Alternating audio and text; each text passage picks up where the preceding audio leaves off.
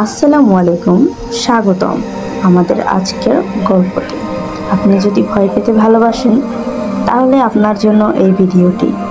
আর যদি আমাদের চ্যানেলে নতুন হয়ে থাকেন এখনই সাবস্ক্রাইব করে রাখুন, কারণ প্রতিনিয়ত আমাদের এই চ্যানেলে এরকম ভয়ানক ভিডিও আসে।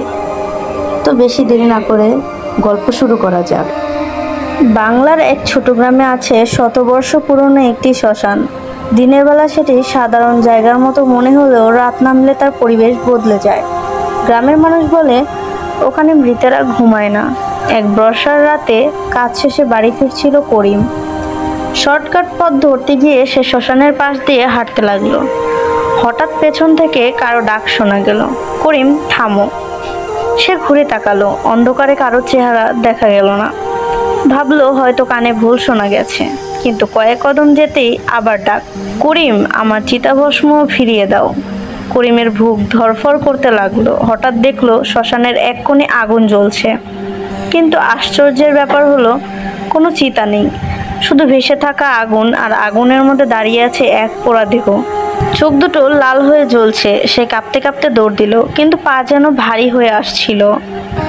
মনে হলো চারপাশ থেকে শত শত কণ্ঠ ফিসফিস করছে, আমাদের চিতাভস্ম কেড়ে নেওয়া হয়েছে, ফিরিয়ে দাও, ফিরিয়ে দাও। করিম শেষমেশ অজ্ঞান হয়ে পড়ে গেল। পরদিন ভোরে গ্রামের লোকেরা তাকে শ্মশানের গেটে অচেতন অবস্থায় পেল। চোখ খুলে করিম শুধু একটাই কথা বলল, ওরা ঘুমায় না, ওরা এখন আমাকে খুঁজছে। এরপর থেকে সে রাতের বেলা একটুও ঘুমাতে পারত না। চোখ বন্ধ করলেই ভেসে উঠত সেই লাল চোখওয়ালা পোড়া দেহ, আর কানে বাজত একই ডাক, আমাদের চিতাভস্ম ফিরিয়ে দাও। দিন কয়েক পর গ্রামে গুজব ছড়ালো করিম নাকি শ্মশান থেকে পুরনো হাড়গোড় কুড়িয়ে নিয়ে গোপনে বিক্রি করেছিল, তাবিজ ঝাড়ফুঁকের কাজে লাগানোর জন্য। সেই কারণেই মৃতেরা অশান্ত হয়ে উঠেছে। এক রাতে করিমের ঘর থেকে অদ্ভুত শব্দ পাওয়া গেল।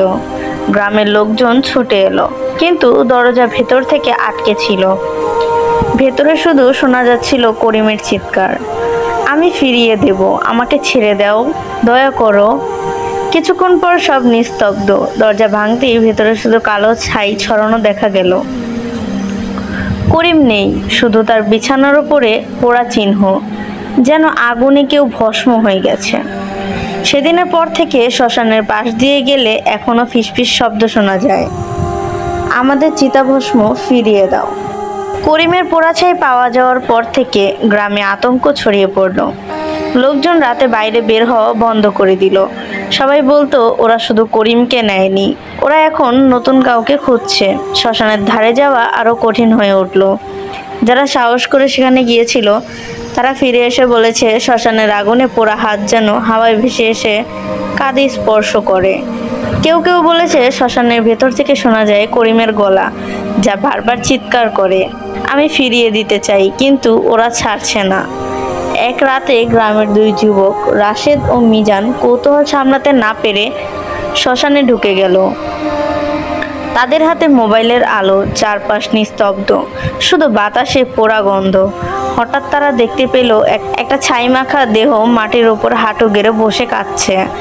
কাছাকাছি যেতেই তারা চিনে ফেললো সে করিম, কিন্তু করিমের মুখ আধ ভাঙা, শরীর থেকে ধোঁয়া বেরোচ্ছে। সে ধীরে ধীরে মাথা তুলল আর বলল, তোমরা চলে যাও, না হলে তোমাদেরও ওরা নিয়ে যাবে। মিজান ভয়ে পিছু হটলেও রাশেদ দাঁড়িয়ে গেল। সে ফিসফিস করে জিজ্ঞাসা করলো, তুই বাঁচলি কিভাবে? করিম কোনো উত্তর দিল না, শুধু কাপা আঙুল শ্মশানের এক কোণের দিকে দেখালো। ওদিকে অন্ধকারের ভেতর কয়েকটা জ্বলন্ত চোখ একদিকে উকি দিচ্ছিল। হঠাৎ বাতাস জোরে বইতে শুরু করলো, মাটিতে ছাই ঘূর্ণিঝড় তুলতে লাগলো। দুজন ছুটে পালাতে চাইলো, কিন্তু পেছন থেকে অসংখ্য হাত বাড়িয়ে তাদের ধরে রাখার চেষ্টা করলো।